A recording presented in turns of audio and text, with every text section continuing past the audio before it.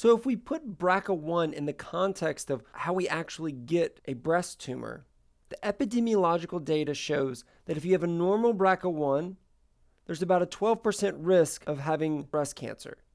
Whereas if you have this 5382 insertion of cytosine in the BRCA1 coding region, you end up with about a 60% risk of breast cancer. Now, what's actually happening here?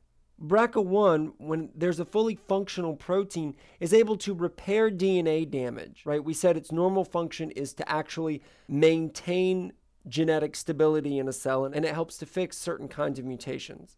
This insertion of a cytosine causes a frame shift, which does change a lot of amino acids, but it also probably is going to end up with a stop codon earlier than expected, which will truncate or shorten the protein, and its overall function is going to be disrupted.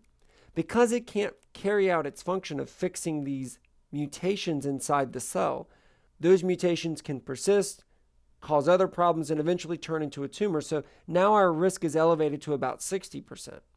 So how does a BRCA1 protein normally repair mutations that it finds in breast tissue cells?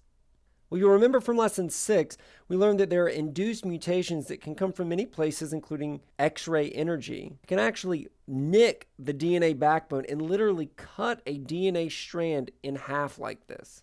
Remember, this is bad news bears. This is like separating a chromosome. This is not good. A cell needs to fix this quickly. BRCA1 is a critical protein that's able to get these two broken strands of DNA back together again. Of course, it has the help of a lot of other proteins as well.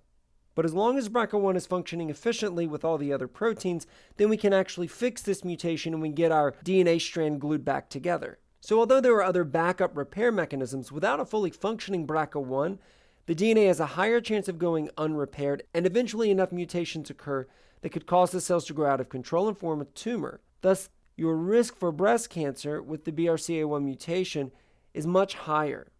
So based on this function for BRCA1, what would you expect this 5382 insertion of cytosine, the frameshift mutation, to be? Dominant or recessive?